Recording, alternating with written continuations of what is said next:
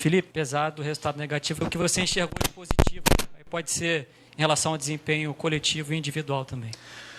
Bom, é sempre difícil, né? Depois de uma derrota, mas primeiro temos que parabenizar o Santos pela vitória. É um time que fez um grande trabalho dentro do campo, tentou de todas as formas anular as nossas vantagens ofensivas e conseguiu, aproveitou bastante os contra-ataques que tiveram e vencer o jogo, né? Então agora continuar trabalhando. O único caminho é trabalhar, treinar e pensar em vencer o próximo jogo. Felipe, boa noite. Aqui Bianca Molina, TNT Esportes. Em boa parte do jogo, para não dizer em todo, o Flamengo ele dominou, ele controlou, teve as ações, muito mais posse de bola, mas mais uma vez esbarrou naquele pequeno detalhe do último terço, a dificuldade de construir e finalizar todas as jogadas. Queria saber qual é a tua leitura, por que o time tem encontrado esse tipo de dificuldade, ainda mais contra um Santos, que apesar de ter construído a vitória, hoje tinha uma estratégia que era praticamente deixar a bola de fato com vocês e jogar pelo contra-ataque. Obrigada. Bom, eu acredito que primeiro eles tentaram pressionar.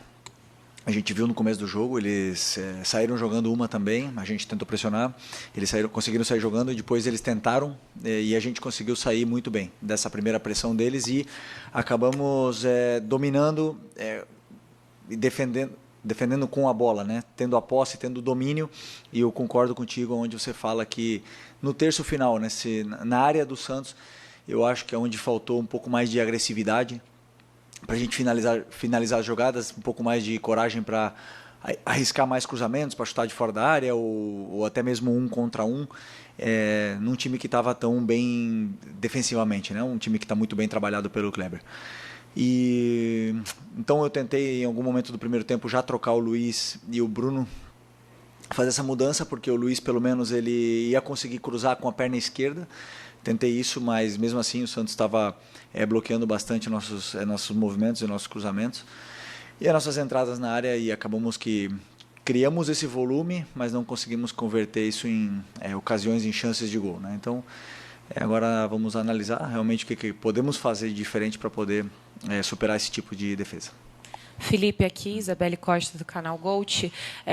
Óbvio que tem um carinho ali por parte de você com o Neymar, até deu para ver muitas movimentações e interações dele com você.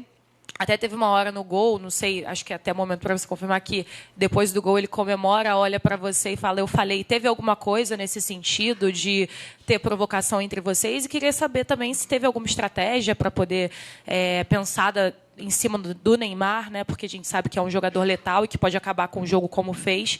Teve alguma estratégia? E queria que você pudesse falar também sobre essa troca que você teve com ele. Bom, um jogador extraordinário, um grande amigo, ex-companheiro de seleção, tenho uma amizade muito grande, muito boa com ele, e é um privilégio para o futebol brasileiro que ele esteja jogando aqui novamente, né? Uma pena que hoje ele conseguiu decidir o jogo para o Santos, conseguiu...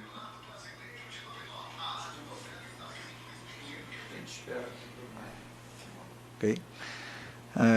Ele conseguiu decidir o jogo para o Santos, um jogador que é determinante, um jogador que pega a bola e sempre faz alguma coisa, sempre faz uma jogada de perigo, de efeito, ou deixa algum companheiro na cara do gol. E esse tipo de jogador, obviamente, que tentamos ter um cuidado especial. Primeiro, não deixar ele ter tempo, que não deixar ele receber, sempre ter gente em cima. Mas ele, claro, é um jogador tão determinante, ele tira sempre o marcador que vem perto, ele tem uma visão de jogo muito boa e acaba sempre colocando o companheiro dele em vantagem, né? Mas, na verdade, o Santos criou mais chances, não foi assim, se não foi com nossas perdas da bola, né? Mais em transição, contra-ataques. Momentos que a gente estava confortável, que a gente tentava acelerar a jogada, acabava forçando um passe, errando no meio e acabamos sofrendo assim, né? E eu tentei corrigir isso no intervalo, tentei segurar um pouco mais o Varela, sempre, principalmente para tentar segurar essas investidas, que era a única forma que o Santos estava criando perigo na gente, mas infelizmente no erro nosso eles conseguiram fazer o gol. Isso é futebol. Continuar insistindo em que nosso time tem que tentar se proteger bem desses contra-ataques, porque quando a gente tem muito tempo a bola, é a forma que o adversário tem de nos machucar. Boa noite, Felipe. Tudo bem? Sidão Marinho da Litoral News. Hoje você colocou o Wallace no segundo tempo. Queria te perguntar se na estratégia com o Wallace era a minutagem que você já esperava, se daria para dar um pouco mais de tempo para o jogador, e que explicasse também o motivo de não utilizar o Matheus Gonçalves dentro do gramado. É um jogador que tinha um negócio com o Cruzeiro, mesmo disse, vai ficar no Flamengo, disse que vai batalhar para ganhar o espaço dele, mas que obviamente quer jogar. Ele tem treinado bem? Qual o motivo de não ganhar a oportunidade? Obrigado.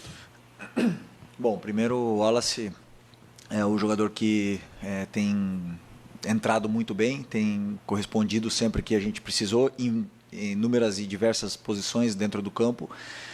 Um jogador que tem gol, tem assistências, luta pela equipe, então sempre contamos com ele. Hoje eu pensei em colocar nesse momento porque era o que o jogo estava pedindo. Eu não calculei antes do jogo o tempo que ele ia jogar, senão o que estava pedindo o jogo.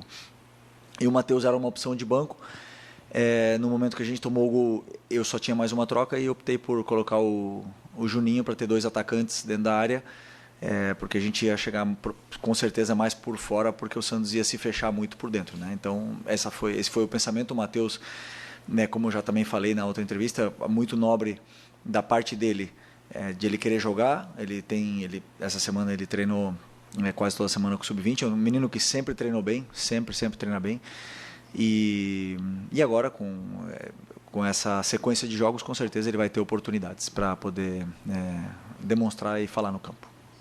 Felipe, tudo bem? Boa noite. Gabriel Orfa, canal Paparazzo Rubro Negro.